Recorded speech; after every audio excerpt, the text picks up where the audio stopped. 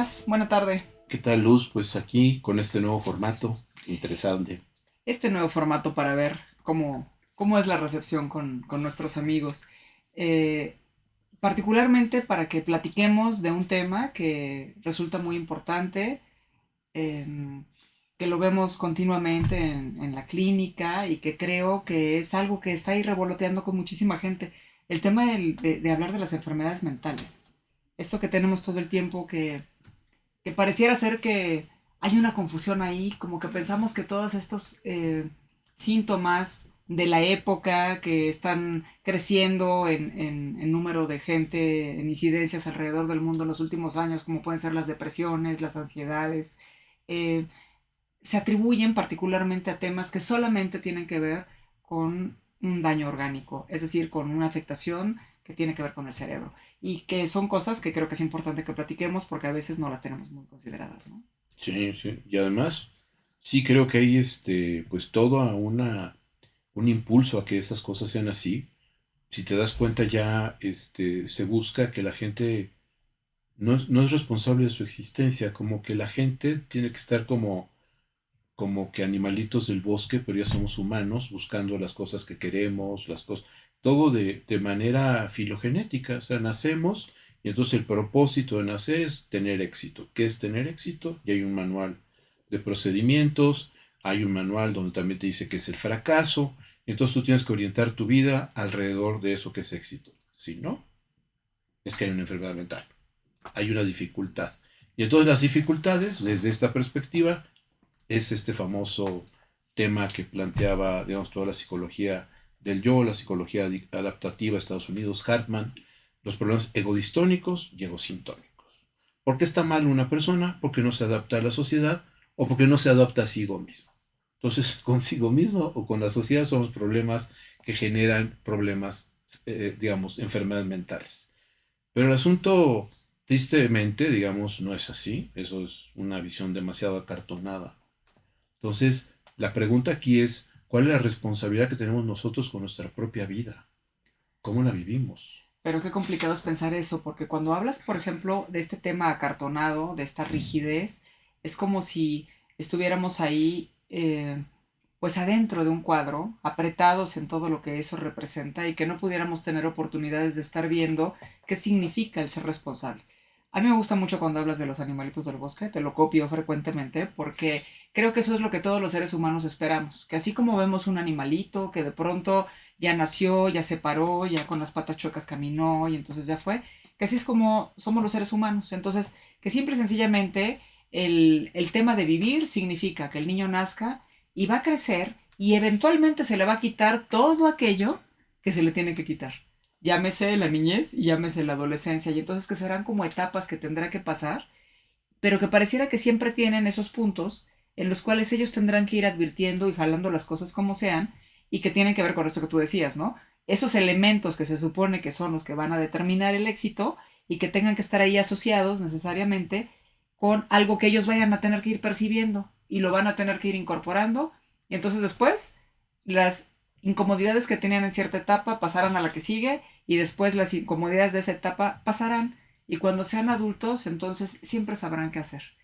Y eso es como lo muy parecido a esto que estás diciendo del animalito del bosque, como que es un tema que ya te lo traen como de chip, como de un asunto instintivo, que tendrá que ir hacia ese un único lugar, y ese único lugar todo el mundo asume que es el punto específico de esta adaptación de la que estás hablando, que tiene que ver como este éxito, ¿no? Sí, por ejemplo, o sea, recordemos que el DSM, el Manual de Diagnóstico Psiquiátrico, que es, digamos, el instrumento que utilizan los psiquiatras norteamericanos y de otras latitudes para clasificar las enfermedades mentales, en un periodo consideraba la homosexualidad como una enfermedad. Exacto. Una enfermedad, luego entonces podía ser curada, luego entonces, etcétera, ¿no? O sea, toda esta cuestión que después en una manifestación sabemos todos, o sea, finalmente se vota y se vota porque se saque. Entonces los criterios diagnósticos para establecer qué era enfermedad o Fueron qué no es enfermedad democráticos. es democráticos, es de modas, es lo que tú estabas diciendo, la parte de lo mental, la parte de estar de acuerdo a las circunstancias históricas. Entonces a las modas, a las tradiciones, a lo que está la costumbre considerando bueno, adecuado, Entonces, conforme nos vayamos adaptando a esto, es que somos sanos. Conforme nos alejemos a esas modas, es que estamos enfermos. Pero estamos entonces correspondiendo o no con modas ideológicas, idiosincráticas, de posicionamiento subjetivo, pero que son eso, modas. Y lo que es interesante de esta parte de la salud mental es que, por ejemplo, estos estereotipos de lo que es lo saludable y lo enfermo, el joven, lo que tú estás hablando, la juventud debe ser no sé qué, no sé cuánto. Y entonces decimos, ok, un joven de las favelas brasileñas tiene las mismas, puede ser medido bajo estos parámetros de la salud mental, de lo que un joven debe hacer, no sé qué, no sé cuánto, ¿sí o no? Un indígena que está viviendo en la zona alta de Chiapas, en los altos de Chiapas, un Tzotzil o un Celtal, que es joven, que tiene la misma edad, su propuesta y horizonte de lo que es saludable y enfermo es el mismo. Un neoyorquino que vive en Queens es lo mismo que un neoyorquino que viva, digamos, en la Al zona, norte. en Ujú. el norte de la isla, es lo mismo. Esos son los horizontes, lo saludable, lo correcto. Me Entonces gusta. nos damos cuenta que eso está sostenido estereotipos que no tienen nada que ver estrictamente con lo saludable, pero queremos transportar la idea de lo saludable de la medicina al aspecto de lo mental como si fuera fácilmente correspondiente.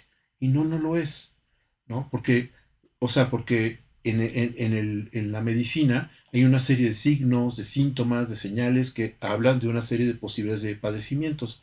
Querer transportar eso al espacio de lo psíquico, de lo mental, es esto, ¿no? Es uniformar a los seres humanos y pensar que somos como animalitos, que todos somos iguales y que entonces una, una lesión o un tipo de problema evidentemente significa lo mismo. Y ya sabemos que incluso lesiones en áreas del cerebro idénticas no generan síntomas idénticos. Exacto. Y es muy interesante lo que estás planteando porque esto sirve de piedras de tropiezo para muchos caminos, ¿no? Por un lado, la expectativa de gente que piensa que está enferma y que entonces va a ir a curarse algo. Ujú. Y que en el camino de lo que puede representar un trabajo, por ejemplo, analítico, pues no hay nada más alejado que eso, porque ahí lo que se promueve es la posibilidad de su propia responsabilidad frente a lo que le está ocurriendo. Pero por el otro lado también es este tema de la gente que, asumiéndolo como enfermedad, decide nunca ir a un espacio de análisis, ¿no? Un espacio en el que pueda ir a preguntarse, a escucharse, porque piensa que está enfermo, lo asocia a un asunto que lo va a descalificar, que lo va a poner exactamente en el lado de la inadaptación y entonces que eso va a tener una mirada negativa del otro lado. Entonces, cuando nosotros lo podemos ver desde esas miradas, entonces podemos advertir cómo nos podemos tropezar con ello, ¿no? Claro. Y esta parte que yo lo uso mucho, por ejemplo, aquí, en en las sesiones analíticas, esta parte de decir, es que mire, doctor, no he entendido. Lo que pasa es que yo tengo esto y esto y esto, porque lo que pasa es que, mire, yo tengo trabajando, no sé qué, no sé cuánto. Es decir, empieza a generar una serie de coartadas para legitimar por qué está mal. Y entonces yo le pregunto, pero a ver, ¿usted supone que todas las personas que tienen esa serie de coartadas tienen sus mismos problemas? No, porque usted sí. O sea, si hay una serie de circunstancias que usted considera causales de su problema, ¿por qué otra persona con la misma causalidad tiene otros problemas? Entonces ahí es donde entra usted, su subjetividad, su singularidad, la manera en que usted está colocado en el mundo. Pero además, algo que es importante en el psicoanálisis es que eso no necesariamente está equivocado. Lo que está, digamos, lo que quizá esté equivocado es que esté buscando orientarse a partir de patrones, de principios, de expectativas, de ideales, y entonces en consonancia con eso o en estridencia con eso, es que se va a preguntar, ¿no? Un poeta, pues obviamente, si es poeta, pues no va a encontrar demasiada sintonía con las cosas de la vida porque hay pocos poetas, ¿no? Claro. Entonces va a decir, no, mira, tú lo que mejor, déjate de tonterías, ponte a estudiar ingeniería, ¿no? ¿Qué pasa? Que es parte de mucho de lo que de pronto llega a los espacios, ¿no? Es que yo no puedo hacer esto, yo no voy a estudiar para ser artista, yo no voy a estudiar para este tipo de cosas, porque eso no deja, porque eso son tonterías, porque eso no está bien aceptado, porque eso... Y no se dan cuenta que a veces el no estar escuchando ese tipo de cosas, el no ir a tocar esos lugares de su propia vida, es exactamente lo que los está haciendo tropezar y que los está haciendo tener esos síntomas que denominan enfermedades que los hacen no estar adaptados al entorno, ¿no? Entonces, como que queriendo adaptarse, pasa exactamente todo lo contrario porque están en una contradicción consigo mismos. Sí. O sea, la parte de lo mental, a diferencia de lo psíquico, tiene que ver con esta idea de suponer que podemos proponernos de las maneras que se nos dé la gana. O sea, yo puedo hacer esto otro, y estrictamente es verdad, o sea, poderlo hacer sí, pero si somos sinceros y honestos con nosotros mismos, nos vamos a dar cuenta que no vamos a ser no nos vamos a realizar de la misma manera en una actividad que en otra. Entonces, vamos a hacer quizá sí esa actividad, pero de una forma mediocre, Claro. porque no estamos concernidos íntimamente con eso. Y si de repente estamos haciendo aquello que verdaderamente nos toca, este poeta, a lo mejor este poeta de repente se hace hasta millonario porque se da cuenta que puede ser creativo en un canal de televisión o haciendo anuncios o haciendo una serie de cuestiones porque se da cuenta que esta poesía, ser o no ser con jabón amanecer, ¿no? Hay Shakespeare, ¿no? Como decía ¿no? Haciendo pues, ahí con cuestiones así de, o sea, se puede comer, eres músico, sí, y eso significa que vas a vivir mal. No, Y también ahí pues nos preguntaríamos qué significa vivir mal para uno o para el otro. Los claro, ejemplos que habías puesto de las favelas brasileñas o el asunto de los otziles o los centales.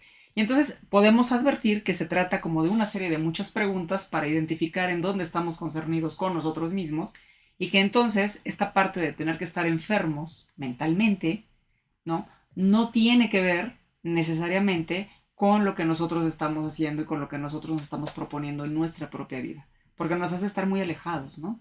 Pensar que estoy enfermo mental me hace alejarme radicalmente de la posibilidad de ser responsable de algo que tenga que ver con mi pregunta misma. claro, porque finalmente eres víctima del cerebro, del esto, del otro, una víctima pasiva que el mal es un polizón, ¿no? Y no Exacto. decir, a ver, no, ¿qué hiciste tú para tener ese mal, no? ¿Qué has estado haciendo? ¿Por qué has sido tan deshonesto contigo? Y esto que estamos hablando, decir, bueno, la crear estas etiquetas, clasificaciones de enfermedad mental, vemos que son modas construidas a partir de una serie de coordenadas idiosincráticas que hace que una serie de características, de signos, de señales, de elementos, puedan ser pensadas como enfermedad en una latitud y en otras no. O sea, me acuerdo, por ejemplo, en un trabajo de campo, don Epifanio se llamaba mi informante, estábamos platicando y y llega don Epifanio con los ojos, pero rojísimos.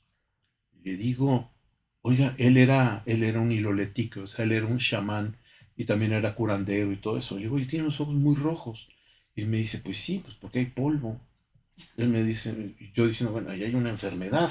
Mi sistema de clasificación decía, hay que poner un colirio, hay que poner algo. Pero de repente veníamos caminando por el cerro, me caigo y me doy un golpe en la pierna y veo, bueno, no sé, terminamos de caminar y tenía un moretón. Y dije, ay, es un moretón. Me dice, no, pero eso es sangre pegada. Eso si no se lo cuida, puede usted tener un problema, no sé qué, no sé cuánto. A ver, antropólogo, venga. Y me puso un ungüento, toda una serie de cosas. Y entonces lo que para mí era enfermedad, los ojos rojos, para él Era polvo. era polvo. Y para lo que a mí era un simple moretón, él decía, si no se lo cuida ahorita, eso con esto y esto y esto se puede convertir en un problema en la rodilla. Entonces dice, es donde decimos, bueno, ¿con qué parámetros, con qué criterios establecemos qué es lo sano, qué es lo enfermo, qué es lo correcto, qué es lo incorrecto? Entonces no podemos hacer estandarizaciones como quieren hacer a partir como si fueran criterios médicos, ¿no? Y nos olvidamos de lo que tiene que ver con nosotros, porque ahorita justo que estoy escuchando este ejemplo que pones del Liloletic, tú le dices, tiene los ojos rojos, y él te dice, pues polvo, pero él no sentía un malestar en los ojos. Pero tú te caes, tú te golpeas, te lastimas, te duele y tú ignoras que te está doliendo. ¿Y cuántas veces no hacemos eso, por ejemplo, en todo lo que tiene que ver con nosotros? Sí, Estamos muy concentrados en tratar de estar viendo lo que debe de ser, en lo que tenemos que estar y no estamos, que finalmente no nos generaría en estricto sentido ningún tipo de malestar, pero es lo que nos molesta. Y por el otro lado, cuando hay un verdadero dolor, cuando hay una verdadera inquietud, algo que sí me concierne, es exactamente donde no volteo a preguntarme nada. claro. Y aparte el moretón, Y de repente dicen, no, porque la sangre pegada ahí, esto puede Sí, ocasionar. o sea, no era cualquier moretón. Entonces no es cualquier moretón y ese moretón puede hacer esto. Y entonces él le da un lugar a ese moretón que yo no le di y él a sus ojos rojos no le da el lugar que yo le di. Exacto. Entonces, ese es el tema de lo que estamos hablando, ¿no? Cómo a veces queremos estandarizar la salud mental para poner fronteras claras entre el enfermo y el sano y vemos que esos criterios han cambiado a lo largo de la historia, se han movido, dependen de modas, de los intereses económicos que están atrás Sí, sí, sí. de medicar este tipo de cuestiones. Pues bien interesante haber abordado esto. Ojalá que quienes nos vean puedan pues pensarlo junto con nosotros y nos encontramos en la siguiente cápsula de Descubriéndonos. Muchas gracias, José. Luz, Hasta Emanuel, luego.